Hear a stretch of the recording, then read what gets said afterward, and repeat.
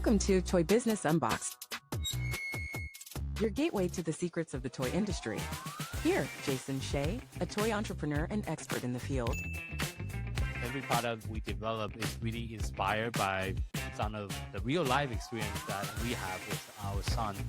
60% of all toys last year were sold on Amazon, which is incredible. Be passionate about it because it's a road, it's a journey. Like when you have an idea that you think is like gonna somewhat like change the world, make things better, I'd say go for it. We'll guide you through the enchanting world of toy design, marketing, and manufacturing. Now let the unboxing begin. Welcome back to another episode of Toy Business Unboxed. Today, we'll dive into, yet again, the world of indie game design with Matt, a working magician and the creative mind behind Rock and Roll Brouhaha, a fully playable and expandable card games fusing music and strategy. Matt will share with us how his idea kind of came about and come into life during the COVID pandemic shutdown, and he will also share about his own journey and lesson learned through his process within the industry. So thank you so much for joining us on the podcast today, Matt. Hi, Jason. Thanks for having me. This is great. So first of all, let's start at the beginning. What made you even want to design the game in the first place? Okay, well, I've always loved games. As a kid, Parcheesi board games, making up games with my army men, played Talisman as a teenager, played Dungeons and Dragons, eventually Magic the Gathering, right? Which I loved and was obsessed with for many years. So, and it's kind of funny, I was playing Magic back at Temple University and didn't even realize that down the street, the game had been invented like earlier that year. Oh, and, was okay. probably still being play tested then at that point, right?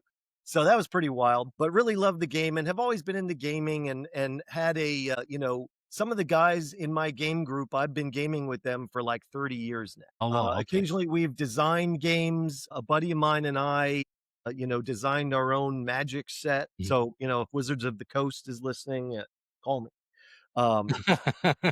Okay.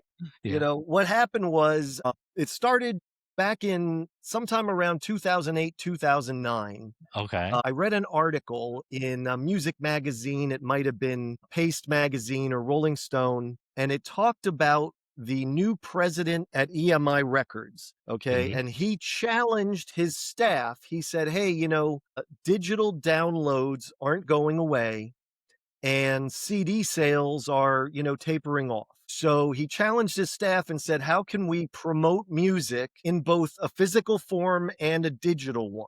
And I read that and it was kind of inspiring. And I said, well, you know what? As a kid, I would listen to albums and I'd look at those liner notes and I'd read the lyrics and who played on what. And it was nice to have something physical to interact with. So even though now it's all about, let's say, streaming for the most part, I thought it would be nice to have something physical, tangible that, a music fan could enjoy while they're listening to music or doing whatever. So at first I kind of thought, well, what if it was like a little token or something people could collect and display? But I guess then I thought, hey, here's Magic the Gathering, one of my favorite games, trading card game. And, what if every musician or sound engineer or band manager or even their gear or even their songs was a card in a trading card game? And so that was it. Okay. That was like, wow, that would be wild. So that right there was like the moment that I said, wow, I could maybe make that.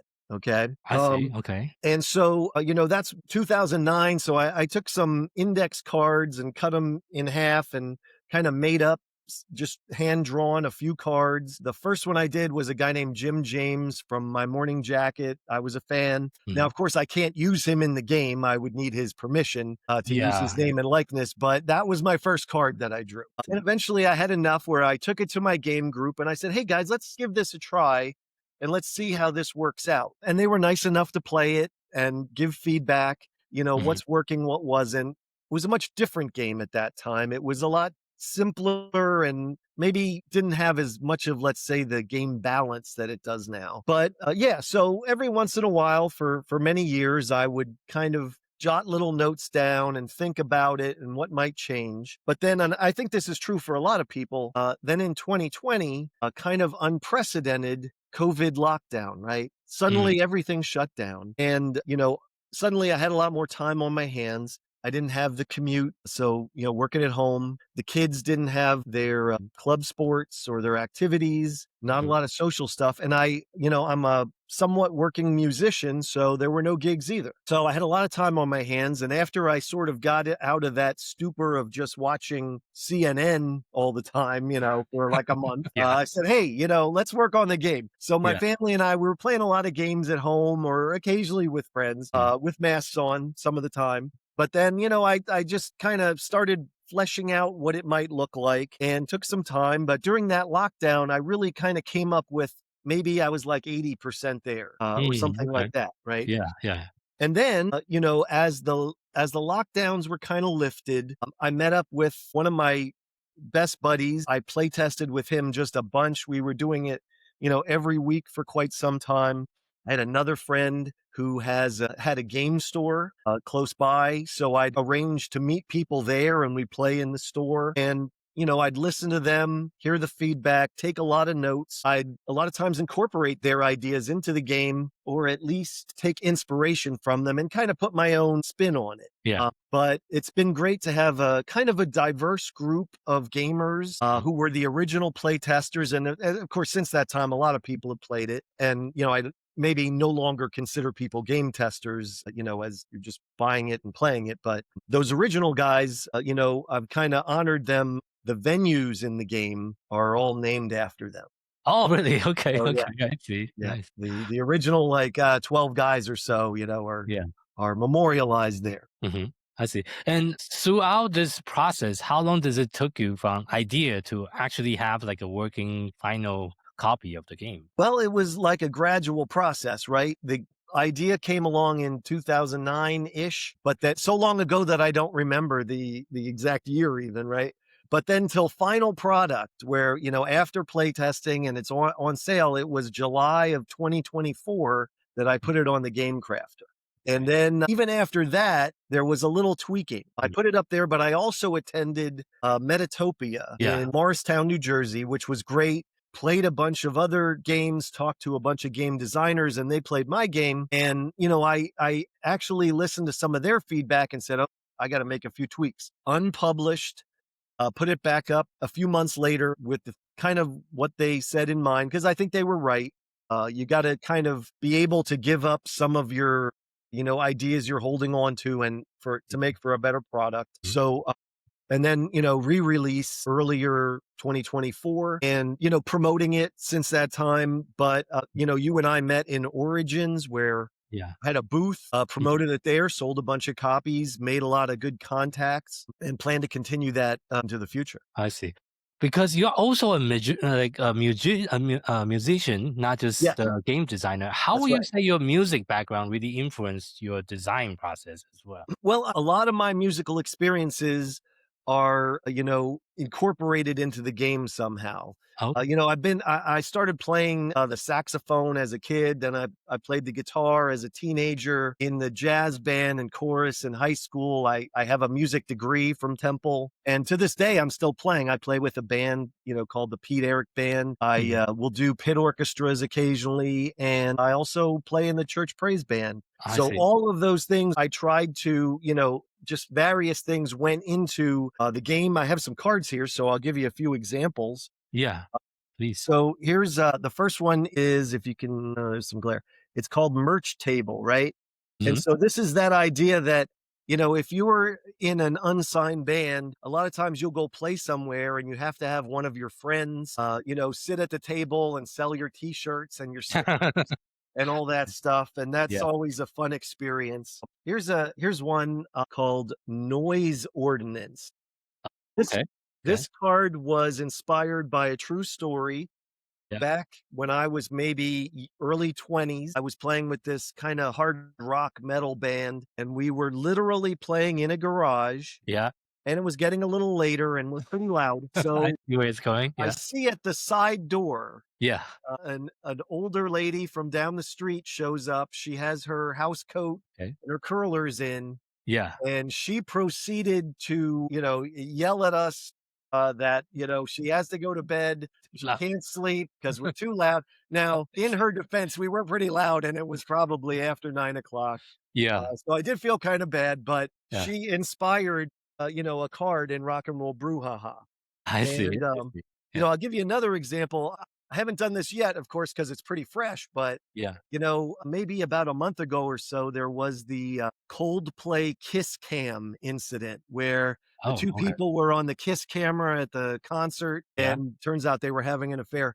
So Okay. that That's really awkward. Okay. it was. Yeah. So that's totally going to inspire a card in the future, future Yeah. set, whatever. But, I see. stuff like that in pop culture, I try to make pop culture references. There's quite a few Spinal Tap references in the game, just subtle ones. But yeah, so it's all kind of contributed. And I tried to make a game where, it's about the musicians. It's not just about lead singers. It's about the whole band kind of band, coming yeah. together to Yeah. achieve that I gig in the middle of the table and I win, see. score points in that. So, quick follow-up question. So, how does the game work exactly? You kind of show a few cards and show like a little piece I here and did. there. So, Okay, so as I said, it has elements of resource management. So okay. you first have venue cards that Yeah. you play that will provide resources. Okay. So, for example, here's a venue card. Yeah. Okay, they're Okay. all unique. There's 108 cards in the base set. Yeah. But venue cards give you resources, Okay. and then you use those resources to play musicians. Oh, Okay, okay. so here's an example of a musician card. Yeah. So this drummer here, he's a drummer. He has talents on Okay. this side of the card, and there's different symbols depending on what kind of musician he is. A drummer will have stage presence and rhythm as their abilities. I see. And so what you do is these are performance cards that are in the middle of between players, so anyone can attempt to win these performances. But what Oh, you have to do is you have to look at what talents are required you need to match by it then. each one. Okay. And then if more than one manager attempts that gig, how do you judge the winning manager? And then down here are victory points. Okay. Okay. So that's what you're competing for to score points. But then there are also, fun little actions that might impact the game, might, return musicians to your hand or, affect how much it might cost you to assign musicians to a gig. Every kind of thing that a trading card does, right? It's just, you're not attacking one another. You're really trying to win those gigs, those gig. I Okay. I see. Yeah. So, I guess the winning condition is based on victory point at the end of the game. Right. So whoever gets to 20 victory points first is the winner. And the game, usually the two people who know how to play can probably play a game in 45 minutes. It's purposefully designed so that you can't have like a first turn kill. So it won't be over in 5 minutes. Yeah. But it's also not going to take 2 hours to play for two people. Sure. If you add a third or fourth player, which you can do, it's maybe 20, 25 minutes per player. Okay. Okay. That's Once you get the hang of it, reasonable. right? I see. So, throughout your journey, what would you say are some of the biggest challenge you face? Well, I'll say there were two, right? One is if you're going to design a game and you want to get it out there, you might have to come out of your shell a little bit. I consider myself a bit of an introvert, and, you have to assert a little bit to be able to say, hey guys, I've designed something, let's play it. Because really, I'm the kind of gamer who shows up at game night and it's like, what are we playing tonight, guys? So, but in this case, I had to sort of, say, hey guys, let's play my game for once. And, so you have to do that a little bit. But then also really one thing I knew I'd have to do is get help with artwork. I might be able to draw well enough for a game of Pictionary or something like that. But I knew I need help with art. It so happened I was performing at an outdoor event that was called Avenue of the Arts, not far from where I live. And they had bands there, but it was also about art. And they had a lot of artists displaying their work. And I found a guy named Nick Fosnock, who's from Lancaster, PA. And I loved his style. He has kind of a very colorful, sort of cartoonish style. And I had him do the logo and some of the cards in the game. And here's the logo, by the way. Okay. Yeah. Okay. So he did that and it's fantastic. But then for the card templates, so those, those musician cards and pretty much all the cards where it's like, I needed somebody to design the template so that I could plug in those symbols and Oh, yeah. text and whatnot. Mm. So the son of a friend of mine is a graphic designer named Evan T. Mallon, and he understood the mission because he's also a Magic player, but he's a graphic designer. So I worked with him, and he really nailed it. He created something that I can easily go in and add text and add or remove symbols. And he's made it very easy for me to now create new cards, right? And then the final piece of the puzzle was all that artwork that's on every card. Yeah. All of that stuff. It's like, what do I do now? And so I tried a few different things. I realized quickly it's not going to be me making the art. First, I was going to use stock photos from Shutterstock. Okay. And so I tried a few of those. Yeah. And they really kind of looked goofy. They looked more like a pharmaceutical ad more than a game, right? Yeah, So that yeah. didn't work out. Okay. So then I said, well, that's not going to, it's just not, it doesn't look right. Yeah. So then I explored artificial intelligence. I played around with some AI art. Okay. Now this is a few years ago now. So I was using Dolly and it did okay. I think now it's actually very impressive what AI can do now. But I also came to appreciate kind of some of the arguments against AI because it is kind of, when it's doing art or music or things like that, it's really encroaching on human creativity. I think it's probably okay if you use it to, design an Excel function on your spreadsheet. But if you're, when you're using it for artwork, you're kind of a little bit maybe stealing from others. And so I didn't really like that vibe. I got that there's a lot of online debates about it. But eventually I was on Pinterest and I found an artist that I just loved. Her name is, she goes by Tengu Arts. Yeah. TENGU arts.com is her website, and she's on Twitch and Pinterest and various places. But she agreed to do 64 pieces for that first set, Okay. which was enough. And, but did make me promise to not use any AI art. So I Okay. intend to keep that promise. Yeah. But, she's done great. And we've worked together now on the first expansion, which is out.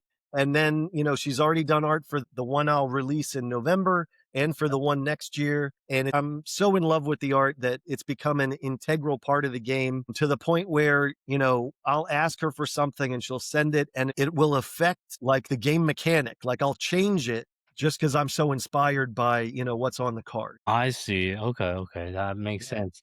And I want to kind of also expand on your production process because you mentioned earlier you decided to partner with a game crafter to kind of produce your game. How was that experience with them? Because actually their owner was also on our podcast before. I know. I heard them on your podcast. Yeah. They're great. If you're a game designer and you're working with proxies and index cards and you're drawing them up, I think the game crafter is a great next step. It's very user friendly, and what they produce is just great quality. And they can be a one-stop shop in many cases. For me, it's cards and some tokens, rule book and box, but they have thousands of different game pieces to choose from.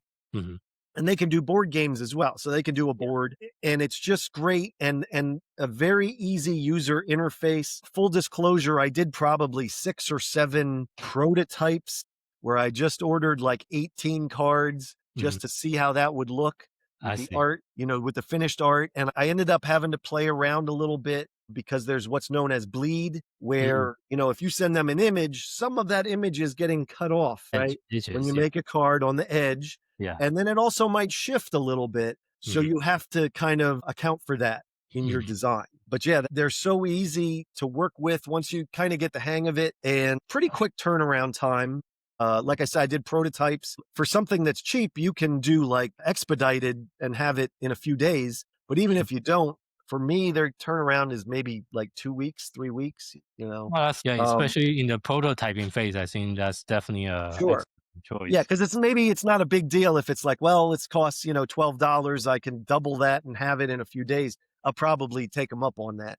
I'm not going to do that when it's $50 and now I'm, paying $100 maybe, but Yeah. that's great. And then they also have their online shop where you can, my website links right to their shop. You can go there, you see it, you put it in the cart, you buy it. There's thousands of games for sale, on their shop. So I'm one or two of them. The base game and the expansion now, Rock and Roll Brouhaha is up there. But yeah, it's been great I see. Thank you so much. and very high quality. Yeah. So what is next for the brand? You mentioned about the expansion. Besides the Right. expansion, what else are you currently working on? Are you planning to Okay. do a relaunch? What is the plan for the upcoming years? For the end of this year into next, I now have a friend that's helping me with video and social media. That's a place where I could use some help. I am working on a second expansion now. It's called the Tone Wars, and it's all Oh. about a gear acquisition syndrome, which if you're a Interesting. musician, that's a affliction that affects a lot of guitarists, bassists, and drummers. And that's Okay. where they have to have the latest and greatest gear, always on YouTube, buying the new thing, the new hot item, the Yeah. new guitar pedal, the new cymbal, and maybe when you should instead be practicing. So I'm definitely guilty of that sometimes myself. But it's the whole set is really devoted to that aspect of music. And I'm having a lot of fun with that. So the art's ready. That'll be out by November. But what's also exciting about that set is that will have the first real life musician in the card set. Oh, okay. So it's somebody who's doesn't live too far from me, but I've been talking to him. He kind of gets the idea. So for him, it's a promotional tool, right? Yeah. I'm going to put that in front of people that would otherwise not have ever heard of him and his band. Yeah. Yeah. So that's what he's going to get out of it. And what I get out of it is, okay, well, you're kind of our guinea pig, and let's see how we can incorporate you into the game. Yeah. So I'm very excited about that. And that should be out by November timeframe. Oh, nice. I'm also going to attend some card shows coming up in November, card shows, and also a music memorabilia show. Oh, okay. Which, Yeah. because of the nature of the game, I'm trying a few things like that. I might hit a guitar show because I'm trying to appeal to, music fans and musicians. Makes sense. So I'll be doing that. And of course, as we discussed, I'm looking into quotes for mass production. So I hope to have that figured out by next year because while the Game Crafter's great, the production cost still comes in a little higher than, something that you can get on Amazon and pay for warehouse space and things like that. So looking into ways to reduce costs a little bit so I can get out there right now. But I'm very happy right where I am with the Game Crafter and how that's worked out. I see. And then, next year, once again, I'll either attend probably Origins or Gen Con and also PAX Unplugged. Okay. How about Gamma? Are you going to Gamma as well? Gamma being Origins, or is there another? Gamma also have a show called Gamma that they have Okay. a B2B show. So Okay, maybe that's possible. So this year I was planning to go to PAX because I'm not really far from Philadelphia. I wanted to see how Origins went, and of course I loved it. It went great. But after Origin, it was too late. PAX was already sold out for vendors. I And see. I'm fairly certain it's at this time, sold out for even visitors. Like you can't even get a ticket anymore. So obviously very popular. So good for them. But I'll have to sign up a little earlier next year. I think January, February I is see. when I'll be looking to do that. So I do intend to visit those and exhibit the game more. And of course, designing and having new musical experiences and putting those down on cards as well. Yeah, that sounds like a good plan. So, as well, kind of wrapping up today's interview, if you have to share just one piece of advice with someone that's just getting started within the toys and game industry, what would that be? Okay. Well, I think it would be, make your prototype, and it can just be index cards and pieces from other games and, paper, but then get out to, a game shop that's into that sort of thing or a group, or go to an Unpub event. They had it at Origins, but they also have their own Unpub conventions, or Metatopia if you're on the East Coast. Forgive me, I don't know anything on the West Coast, so I don't know what goes on there. But, and then, play test, listen to people's feedback. But at the same time, it's okay to stay true to your vision, right? Because some people might have their own ideas about how your game should work, and they might want to change it maybe a little too much. So it's okay to ignore them. Follow your vision. But if you've made something that you enjoy playing, and you can honestly say, yes, I've made something that I like to play, chances are good there's somebody else out there who would also like to play, right? You just have to find them and connect with them. So, I'd say get out there and do it. And then when you are ready to take just a slight next step, the Game Crafter is a really easy way to get in, make your prototypes, get a few copies, give them to your friends, but also, then take that next step. And, that's kind of where I am. Just, I'm one step away from just paper and pen here, but, so far it's been great. I see. Thank you so much for sharing that. That's a really good piece of advice as well. So for our listener that's interested to learn a little bit more about you and the game that you designed, where is the best place for people to find you online? Okay. Well, the best place is probably my website, rockandrollbrouhaha.com. That's ROCKNROLLBROUHAHA.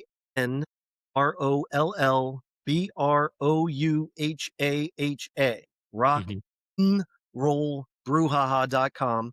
Or you can go right to the Game Crafter and search Brouhaha, BROUHAHA. And, that's a way to have a look at the game. I'd encourage you to do so. Check it out. If you like music of really any type, because I've tried to represent various styles in the game, maybe check it out, go to the website, and, stay tuned for future sets. Sounds good. Thank you so much again for being on our show today and sharing your journey and some of your experience within the industry. Well, thank you so much for having me, Jason. I'm learning a lot and learning from you as well. Oh, thank you. And for our listeners, thank you so much for tuning in to this episode of Toy Business Unboxed podcast. We hope you have enjoyed today's conversation, find it insightful and inspiring. If you like what you have heard, be sure to subscribe to our podcast on your favorite platform so you never miss an episode. We really appreciate your support. We would love it if you can leave us a review and share the podcast with your friend and colleague.